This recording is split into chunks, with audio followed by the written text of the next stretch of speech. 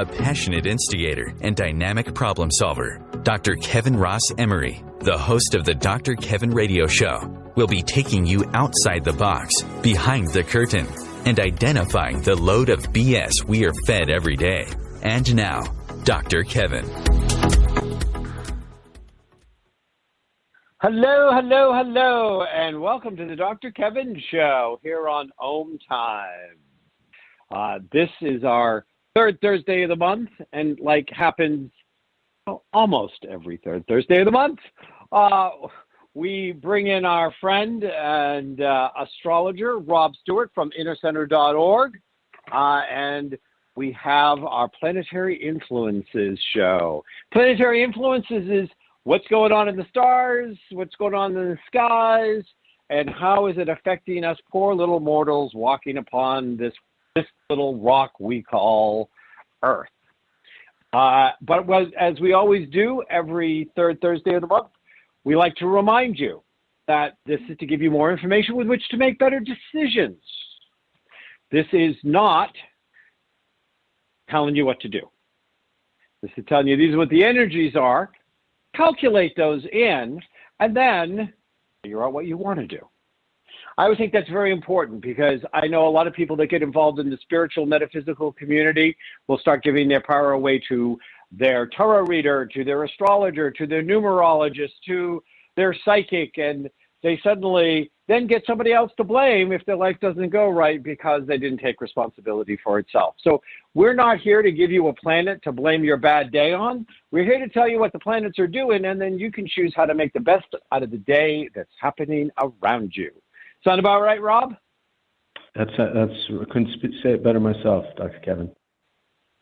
So with that start, we're going to go ahead and remind people that this is a live call-in show. And that you can call in at 202-570-7057. That's 202-570-7057. And I think that 2 months ago, you told me you had a new website, and I have completely forgot what it is, so I'm sending people to innercenter.org. But what is your new website? I just remembered you had a new one. Yeah, that's right. The new one is innercenterastrology.com. That's a new website for those interested in astrology readings, and everything astrology. Okay, so innercenterastrology.com. Now, I want to find out before you start telling us what's going on in that lovely sky of ours.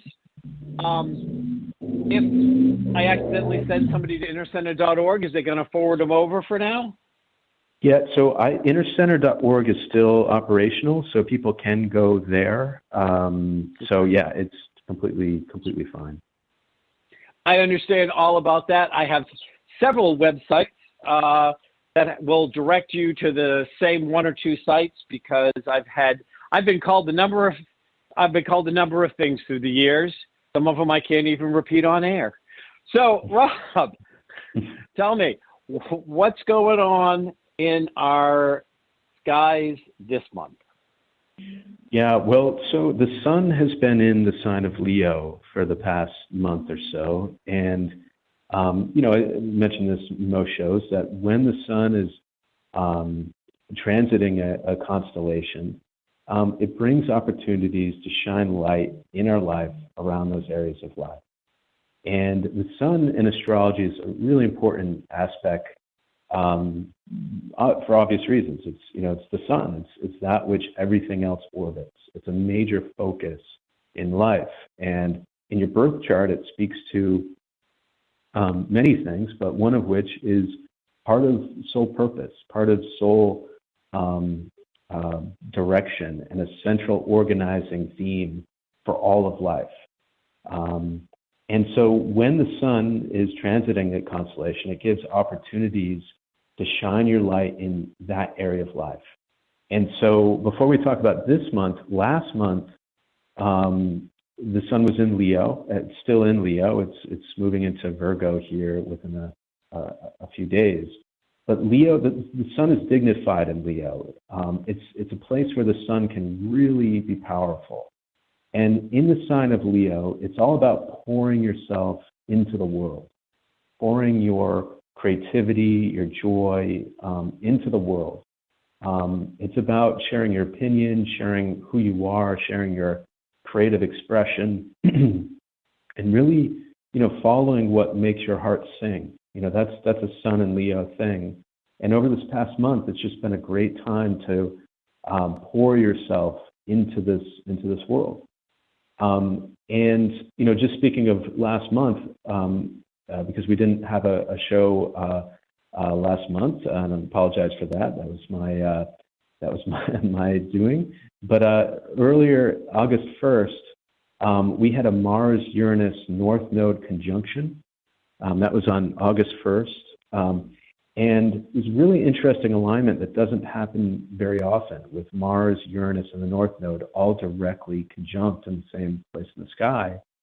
The North Node is what we're yearning towards in this lifetime. In astrology, the South Node of the Moon in your birth chart speaks to your habitual patterns, life themes that you've really played out a lot in, if you believe in past lives. And the North Node is that theme in your birth chart that on your deathbed in a previous lifetime, you might have said, boy, I wish I did more of that, because it's something that perhaps you didn't experience much of, or you wish you explored that because it would have changed things, it would have brought more opportunities in your life. And so that North Node of the Moon in your birth chart speaks to something that is part of the reason, perhaps, that we chose to incarnate again in this lifetime. Again, use your own discernment, and of course, people have different perspectives in this. But so that's a really key thing in a birth chart. And the transiting North Node, the North Node that is always moving through the sky, was conjunct Uranus and Mars, and that's saying that it's sort of an electric time early in August, and it's a time that we've all had to take action, Mars, to shake things up, Uranus, in ways that we really want to head in a new direction.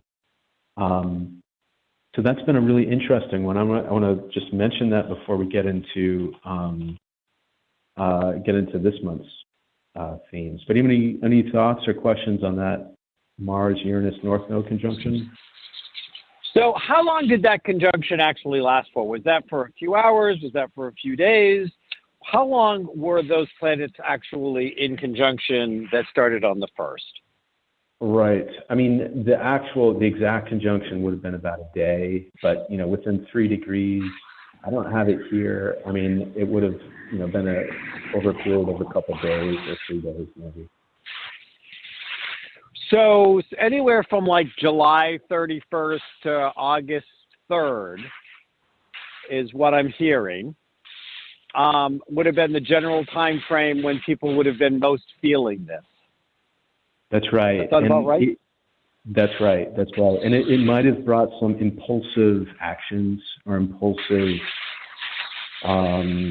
assertions in your life. But also some, you might have seen like, oh, wow, this is a place where I could take action, break things up, and move in a new direction. But maybe you didn't take it. But those are some themes, not to say those opportunities have passed, but it's as if life is reminding us of these themes in our life that we can head in new directions and shake things up and shake off some old habitual patterns. So my question for you, for our listeners, so to speak, is, some things we talk about, like we talk about stuff that starts on the moon and the new moon, and then it's going to come into completion on the full moon, and then there are other things, like I always send people back to look at their last Mercury retrograde time to get insight for this Mercury retrograde time, which we have one coming up soon. That there are there's a cyclical thing where we can say this launched something and this will be its completion date. Is this doesn't happen very often? Is there a reason why the listener should kind of go back and spend a little time and go, what was up on those days? What was I thinking? What was going on? And is it something that if I didn't act upon, maybe I should reconsider or I should look at, or that is there a value to send somebody back and say, what was going on between those dates? What was standing out to you? Did anything pivotal or memorable happen that maybe you then just lost in the busyness of day that maybe you should bring back now? Is there anything like that in this aspect? Yeah, I would say, so whenever you speak of the north and south nodes, the eclipse cycle is relevant. And so the last two eclipses along these north nodes in Taurus and Scorpio, this was on April 30th and May 16th. So there might have been some themes that were active in early May that may have been related to this type of action that either occurred or didn't occur. It doesn't even matter. It's just a life reminding us that we do have the steering wheel, and to remind yourself that you are able to move in new directions when you choose. Well, I kind of look at this, and one of the things that I look at as you're saying that comes back to, we're all familiar with some version of the phrase, those who do not remember the past are doomed to repeat it.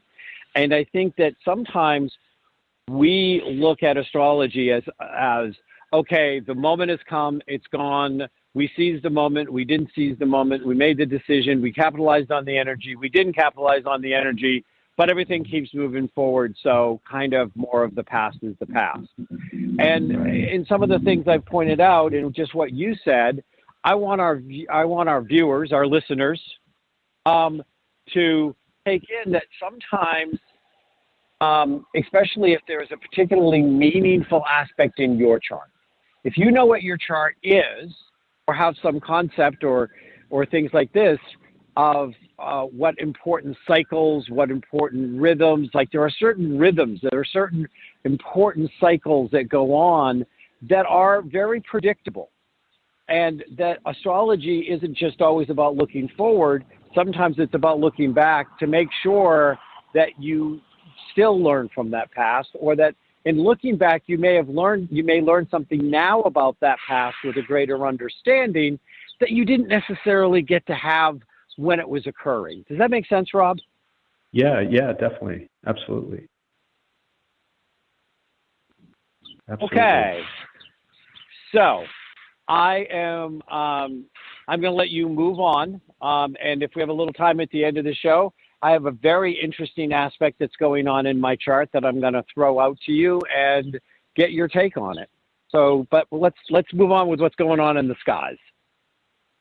Yeah, well, and you bring up a great point regarding and we mention this every show, is that these transits are true for all of us, but they show up in different areas of our life, and you can see that.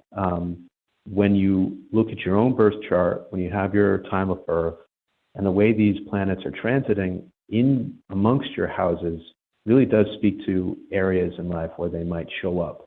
And it'll be different for everybody. So, so this currently, we're in an interesting astrological formation where on August 19th, which is just a couple days away, or it's tomorrow rather, we have this kite formation in astrology. And a kite formation is essentially good aspects amongst 4 planets, but also an opposition.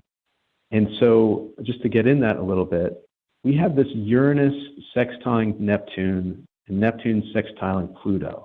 So we have Pluto, Neptune, Uranus, all in communication with one another. And these planets are very slow-moving planets, and they're going to be in contact with one another throughout 2023 as well. And basically, so this is a really big theme over the next year. And basically, these planets, we have Uranus, Neptune, and Pluto. There's this sort of higher mind access, I guess you'd say.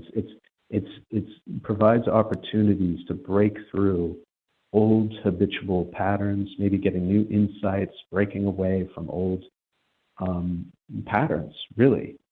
And on August 19th and August 20th, we have an exact alignment where Mercury will be opposite Neptune.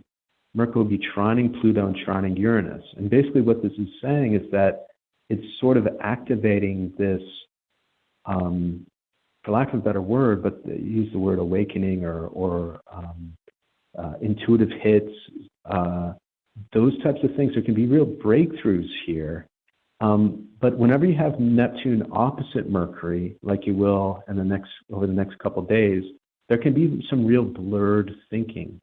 You know, Neptune and Mercury sometimes creates the ability for us to see what we want to see instead of the entirety of reality itself. And so I guess what I'm saying with this kite formation here is that there's opportunities for us to perhaps see through the veil that we have in our own life, but also sometimes to, sometimes when we do see things that we want to see, and then later on there we get these corrections like, oh gosh, that's not what it was at all. But those types of themes of seeing through the veil, seeing things for what they are rather than what you want to be, these are going to be themes that are big themes over this next month for August and September. And so it really is sort of this accelerated learning and transformation that is a big theme with that kite formation. So it is going to be a month up, and we will be right back in just a moment with Rob Stewart from InnerCenterAstrology.com.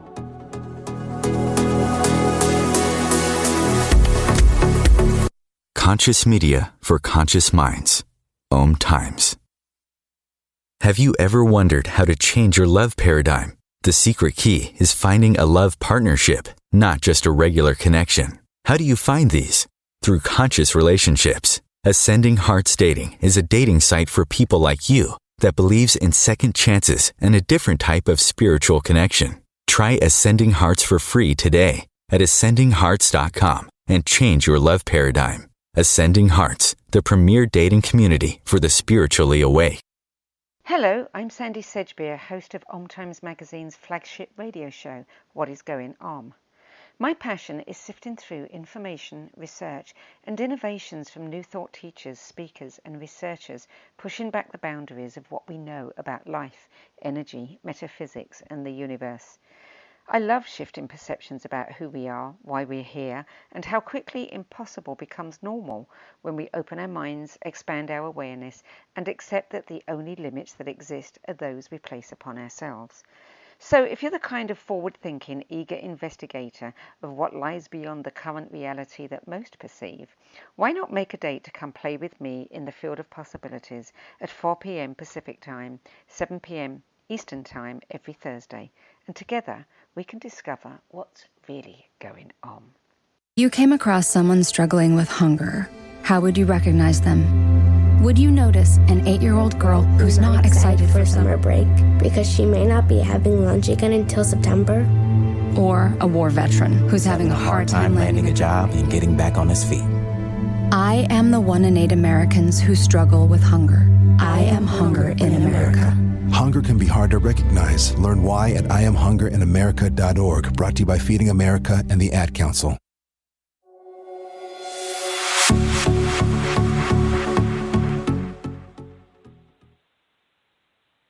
Hello, and welcome back to the Dr. Kevin Show here on OMTimes. This is the third Thursday of the month, which means it's Rob Stewart Thursday from InnerCenterAstrology.com as we look at the planetary influences and give you more information with which to make better decisions. So you were talking before our last break of this kite thing, and it sounds like it's going to be about a month. It sounded like it was going to be about a month that we would feel some kind of these effects. and that they're going to kick off in the next couple of days. And I might have misunderstood you, but I just want to clarify. But it's going to set up a theme or so, like it's going to kick into place next month, where we're going to have a unique opportunity to break through the veil of some of our delusions and have kind of course correction epiphanies. Did I get that right, or am I crazy? Exactly. Yeah, exactly. And I mean, the Uranus, Neptune, Pluto sextile, that's active for the whole next year or so. But what Mercury's doing, it's only going to be there for a few days, over the next couple days, and that's sort of activating this kite amongst the Uranus, Neptune, Pluto sextile. And so, in Mercury's in Virgo too. So it's just a time that we can really,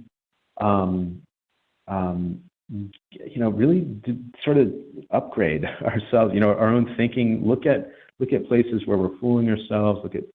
Be open to the possibility for the universe to provide some information and some seeing through the veils in different ways. So, but also it's a time, again, because astrology is all about examples. There's many ways these themes can show up, but it's also a time where there can be some diluted and blurred thinking, but which always leads to breakthroughs. So either way, there's this sort of breaking through some of our own delusions, just like you mentioned. So one of the things that I want to throw out here is, so a couple of things. One, we've got a lot of stuff going on in our political scene right now, and it seems like there are some cracks showing up as they're carrying boxes of top secret information out of our former traitor-in-chief. Who's been asking, that says he wants the documents returned to him. Okay, can we get any crazier? Can we get any more batshit crazy than that? Yes, I took nuclear information and top secret information from the White House, and you need to return it to me in my little estate in Florida. We're like, how batshit crazy can you be to even ask that question? Is it a possibility that this kite might actually have a nationwide or even a global epiphany of seeing things more accurately, or am I just having wishful thinking? I don't know. I hope so. I feel like the time, with any energy, there's the high side and the low side, and the high side with this particular formation for the next year is this sort of breakthroughs, awakening, seeing things more in clarity, intuitively. The sort of lower sides of it are some ideological extremism, obsessive thinking, that type of thing. And so, again, I societally wide, you never know how these things play out, but of course the only thing we can control is our own world, our own view, our own clarity and alignment with purpose and truth and whatever it is for each of us that's important.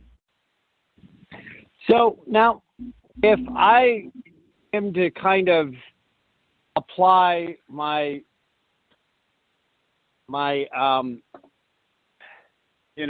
little knowledge of astrology that I have, I know one or two things about planets on a good day.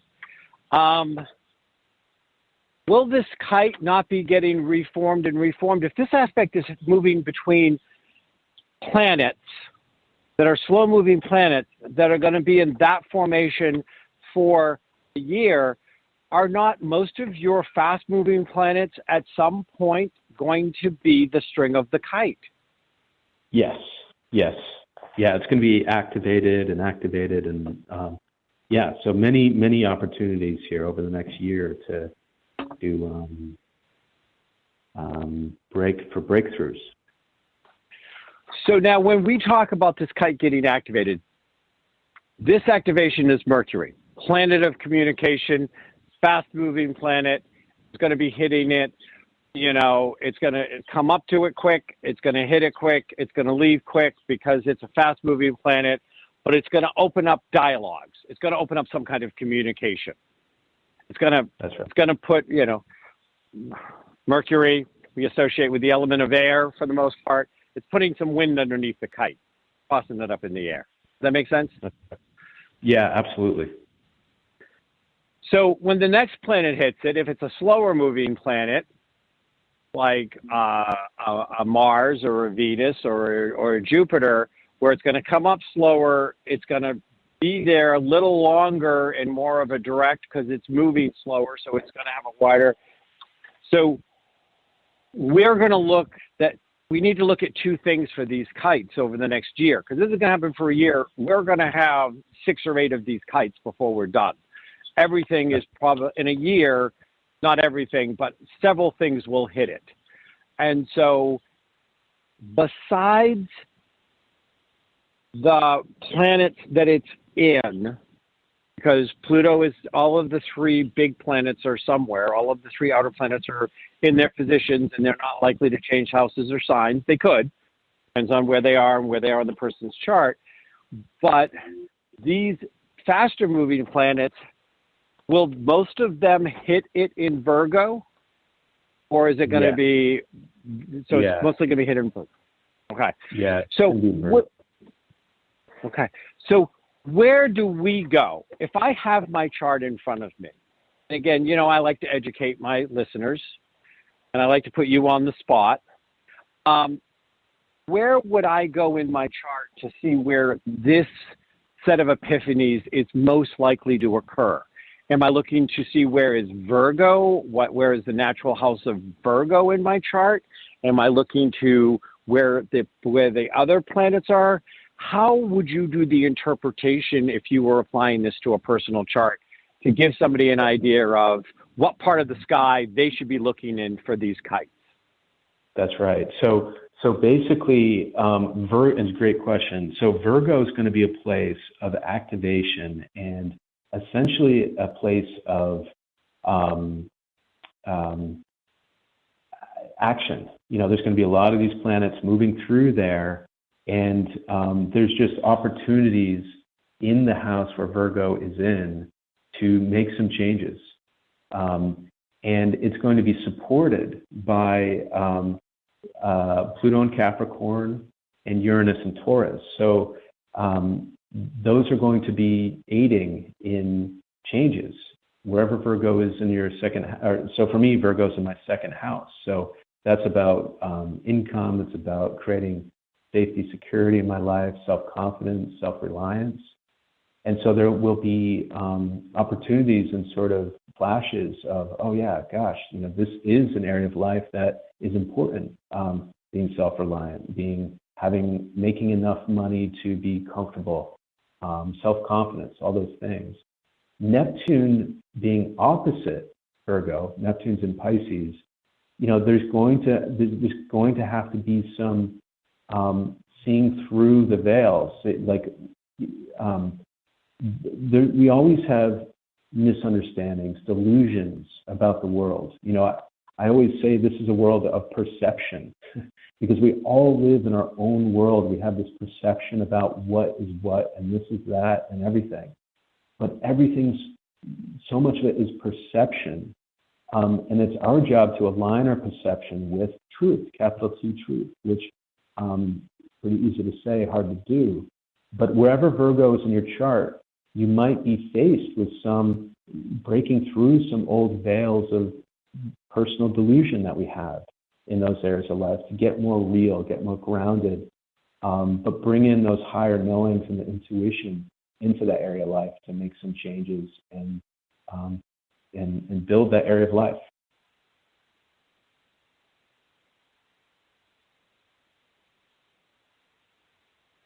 Are you there, Dr. Kevin? Yep. So okay. So I'm here. You talked about, that it was going to be about money and security for you. what is the degree that Pluto's hanging out in around? Because Pluto, you said Pluto is in Virgo, correct? No. So actually, right, Pluto's in Capricorn, trining Virgo. The degree in Virgo that's most relevant would be about 24 degrees. That's the degree that Neptune is in Pisces. So 24 degrees plus or minus a few degrees is an activation point in Virgo for these energies. Okay. So like that's going to keep hitting my 10th house. So that's really going to be talking about me doing a redoing my career, my business, my reputation. Like that's going to be the area going to hit me. Would that be a fair statement? Okay. Yeah, your public self. You know, the 10th house is the public self. It's what we bring to the world. It's what we're creating in the world that's outside of the home. So that's the area of life where we'll be activated. There'll be stimulation. There'll be change and breakthroughs. That's so interesting because I'm actually in the process of making a ton of changes, which is going to be making some pretty big changes in my business. And I'm looking for that they're going to be mostly in place by January. So I don't know when the next thing is going to hit, but I think it's interesting that this kind of decision stuff is all about making changes in my business. And so as you're saying that, it feels like it's in perfect alignment with what the energies are going on right now. That's right. Yeah. Let's see here. It's always amazing how these things turn out, you know. But so mid-September, the sun will be in that kite formation, and then the end of September, Venus will be there, and then we'll have some time before Mars catches up. So, really this fall, there's a lot of activation there, but because there's this sextiling, what's considered a mini trine, a mini grand trine, these themes will be sort of playing out over the next year.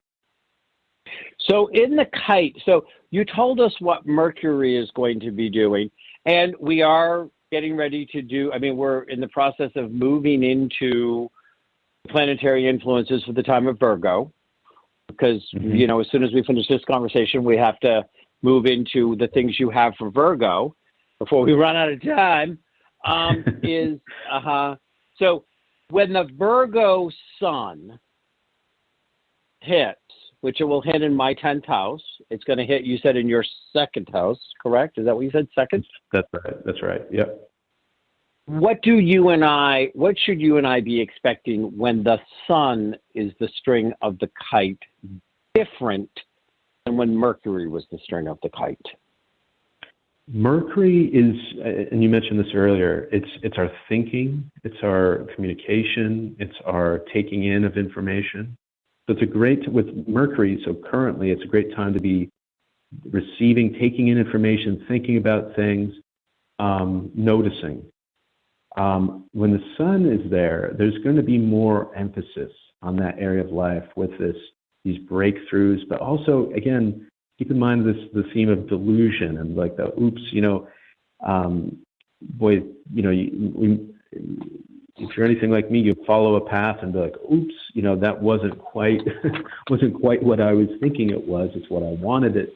I was thinking something that I wanted it to be rather than what it truly was. And so with the sun, I would say there's more emphasis on these themes of breakthrough and seeing through delusions in our life. And it's about, what intuitions are aligned, what intuitions are not aligned, and shining light in our area of life. There's just much more spotlight there in mid-September when that's occurring. So would it be fair to say, if the person figures out what house their Virgo is, and it's the string of this kite, and this can be a very transformational aspect. This aspect, this hitting, has a lot of power because it's going to get hit from several perspectives in several different ways over the next year. And so I'm spending a lot of time on it because I want people to actually, if they don't understand their chart, if they don't have a chart done, innercenterastrology.com, go see Rob. He'll do your chart. He'll tell you exactly where this is going to hit you. You know, he's going to tell you where your kite's flying, so to speak. But when the sun hits it, is it going to change your ego connection with that part, that area of your life? Like, will you find that you may have epiphanies or insights or breakthroughs around your relationship, per se, with money and security and safety? Yes. Yeah. It's a great way to say it. Absolutely. Okay. And so for me, it's going to be my connection, so to speak, with my ego self and my business, how my business and my ego are in relationship with each other. Would that be a fair way to say it? That's right. That's right. And we're looking at around 914, 915, 916. And with a sun aspect, it's going to be actually longer on both sides. But, you know, we're probably looking anywhere from the 10th to the 20th. We're going to be feeling some effects of this. Would you say that's about right? Yeah, for sure. For sure. And again, it's hitting on a larger theme. You know, this isn't just one kind of theme in life. This is, you know, one sort of random theme. This theme that it's touching upon for all of us is likely a bigger theme, you know, over the course of the year, you know, in various ways. It comes in, it comes out. Something relevant to each of us. Yeah. It's with this moving kite, it's going to keep coming back and dinging us for us to get a fuller experience of it. That's right. And we'll be right back for our last segment, and maybe I'll let Rob even talk about the time of Virgo. Who knows? I might shut my mouth. Hey. The Real Conscious Connection. OMTimes Radio. IOM FM. The number one reason girls drop out of school in sub-Saharan Africa is lack of access to feminine hygiene products. The Pads for Schoolgirls Project, an outreach of Humanity Healing International, is changing this paradigm by setting up sewing programs at schools, teaching girls a vocational skill, while producing the reusable pads that help keep them attending classes. The girls pay it forward by making and giving pad kits to other girls in need. To learn more, visit humanityhealing.org. Humanity Healing is where your heart is. Vox Novus, the new voice. Vox Novus, the new dimension. Vox Novus, thought and movement leaders who will share from their experience and offer tools to help us navigate our rapidly changing world. My name is Victor Furman.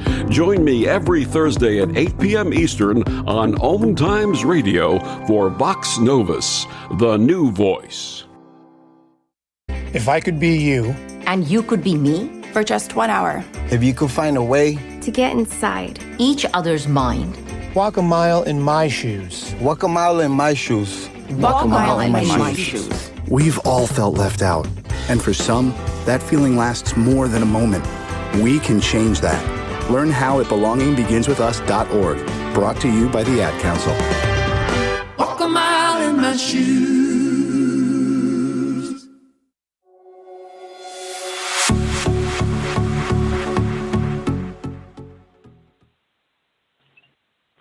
Hello, hello, hello. Welcome back to the last segment of this week's show, Planetary Influence with Rob Stewart from innercenterastrology.com. So, Rob, I really am going to shut up to make sure you cover everything coming up in Virgo that we need to talk about. And if we have any time left at the end, I got a few other things to throw at you, but go. Yeah, all right. Well, no, it's really fun talking about the kite and really just fascinating alignment. That's a big theme for the whole year. But so looking at the other alignments here, before I talk about Sun Virgo, August 20th through the end of the month, we have a Venus Grand Cross beginning. And so basically what that is Venus in Leo opposite Saturn in Aquarius. Venus is squaring Uranus in the North Node and also the South Node. And so this is a time, it's where relationships take the focus. There might be some challenges in relationship. And whenever planets are squaring the North and South Node axis, there's opportunities to recognize what old patterns have arisen or are occurring in life in which you can make healthier choices. So whenever there's a square to the South Node or North Node, it's bringing up themes that in a past life, we may not have really learned much about those themes. And this lifetime, there's opportunities to make new choices. So this is going to show up in relationship. It's going to show up also in finances. Venus is related to value, finances, those types of things. What you are attracted to in life, you know, so it can be a number of different things, but oftentimes it's relationships and value, even self-worth, those types of things. And so there's something about expressing yourself despite any challenges or you know, and with Uranus, it's really shaking things up, really. So again, themes related to relationship, it's just a time to make healthy choices, you know, and we'll talk more about that. Relationship really shows up a lot over the next month. So we have the Sun entering Virgo on August 22nd. And Virgo is a really interesting energy, particularly following Leo. And the way I'd like to describe this is using Will Smith as an example. So Will Smith has a really interesting birth chart. He has most of his planets in the 5th house and the 6th house. The 5th house is Leo, the 6th house is Virgo. The 5th, and he's a great example of this, and it really illustrates the transition from Leo into Virgo, which is what we're about to do. Leo's about self-expression, pouring yourself into the world, being you and being the star of your show in life. Virgo is about making adjustments and being humble and seeing places where you need to do a better job in expressing yourself. It's about taking responsibility. It's identifying a problem and fixing it. You know, so it's like this sort of adjustment to our self-expression and being humble in that way. And the reason I bring up Will Smith is because his life is very much about this. It's about, obviously he's very creative, very expressive, but you know, just like the big event that happened at the Academy Awards earlier this year, where he again expressed himself in a way, and then he's making adjustments to that because it wasn't, as many people I think would agree, wasn't the best type of expression to be doing on a national television live audience type of thing. So as the Sun moves into Virgo, which it's doing here in the next few days, it's an opportunity for all of us to see the way that we're pouring ourselves into the world, make any adjustments, corrections, and really refine and purify.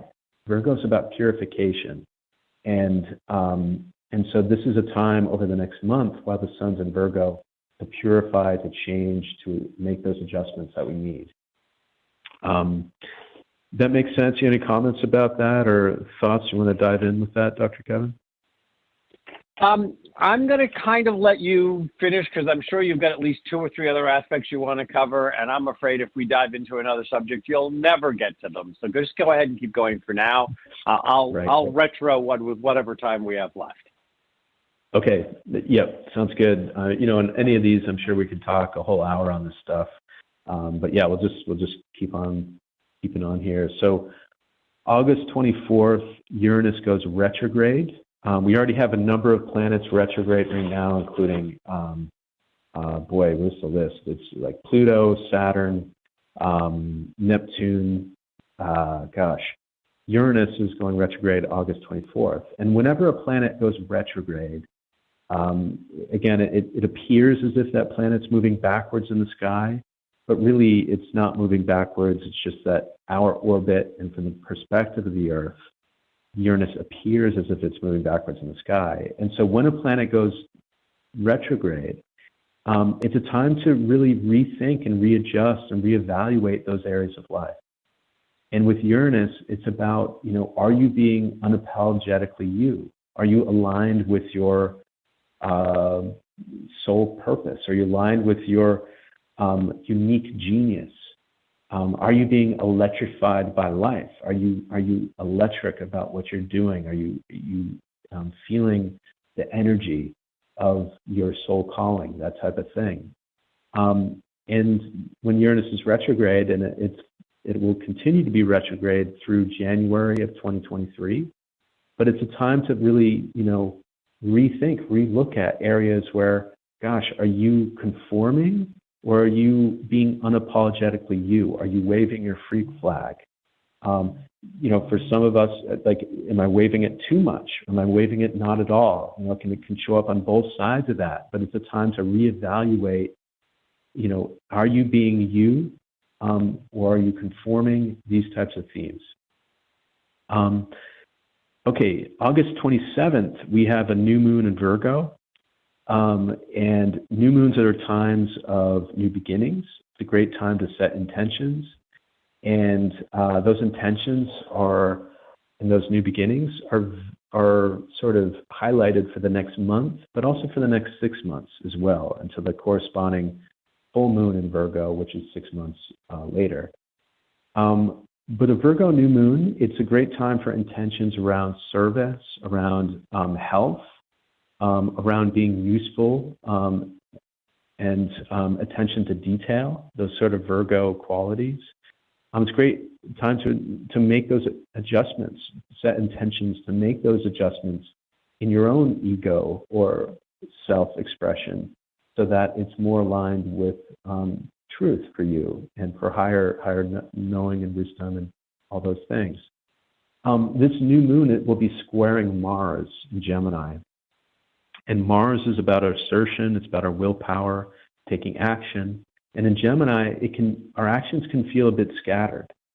And so this is a new moon where we're being asked to sort of have attention on detail, notice places where you might be a bit too scattered, and set the intentions to sort of correct the ship and have more clarity and less scatteredness. Because,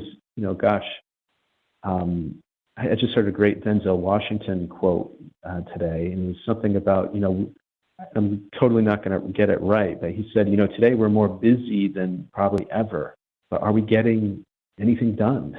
Or something like that. And, it's just saying that we have social media, we have all these connections, but are we using our time and energy in a way that's getting something done? Are we achieving something? And by achieving could just be achieving rest. It's hard enough to get rest when your energies are scattered and focused on various things.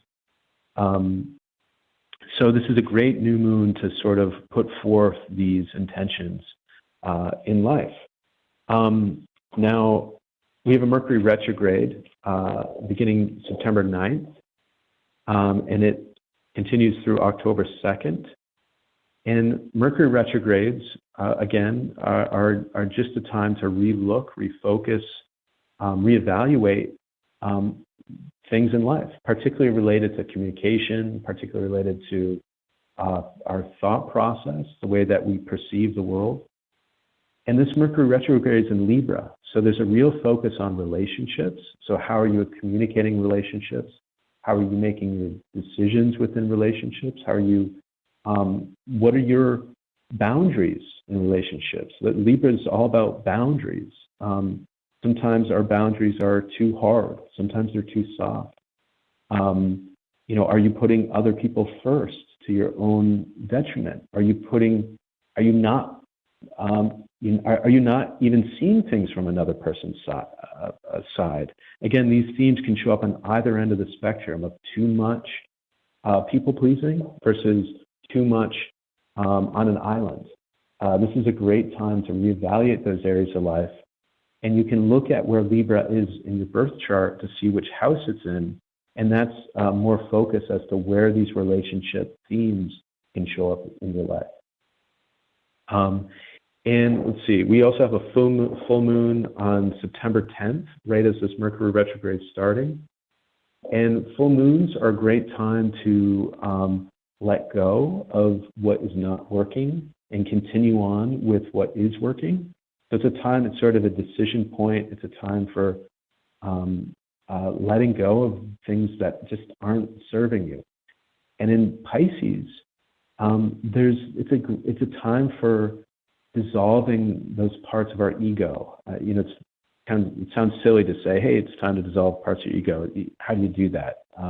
Pretty hard to do, but it's a time to be aware of places where you can let go and surrender, let go, let God, and align, surrender power to a higher power, essentially. And it's about it with that full moon in Pisces, September 10th. Where in life are you trying to control things too much versus letting go and surrendering and letting, universe play out?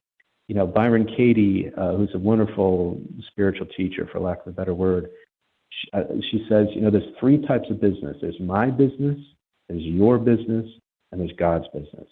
And with this full moon in Pisces, September 10th, it's a great time to remember, gosh, what is my business? It's very little in our lives. There's only a few things we can control within our own self. That's our business. The rest of the world, that's other people's business, and that's God's business. So this can be a great time for those themes, to reflect on those themes and see areas where you can let go and surrender things that are outside of your hands. So those are pretty much the highlights over the next month. Dr. Kevin, is there anything you want to dive into? So, there are so many layers of things. I mean, we always go over the new moon, and this full moon that's coming up is the completion of the new moon from 6 months ago. So look at what you were starting there, because when you come to the fullness of it, you're going to be coming up to this is the change point time on wherever that moon was working. And again, I can't stress enough how much more this serves you when you have your chart in front of you, when you know how to read it at least enough to apply it, to ask questions. I always say at the beginning of the show, I didn't say it last time, and and it's almost too late to say it now. We're a call-in show, 202-570-7057. Any third Thursday of the month, if you have your chart in front of you and you want to go, hey, Rob, or, if you want to really be brave and go, hey, Dr. Kevin, what does this mean in my chart? I don't know. Ask Rob. No. You can call in as we're talking about these, and you can, especially if you have some major flow or something that's shifting or changing, that as we look at this, that we can get that extra information to get the clarity. Is it a good time to make change? Is it a good time to move forward? Is it a good time to hold tight? And so I want to reiterate that. Mercury retrograde, it's just not scary. It's frustrating, and there are frustrating things that happen, but it's not scary. It's a time to go inward. It's a time to actually reconnect your internal dialogue into a higher frequency of accuracy, but it's not a time to do anything with it unless you absolutely have to.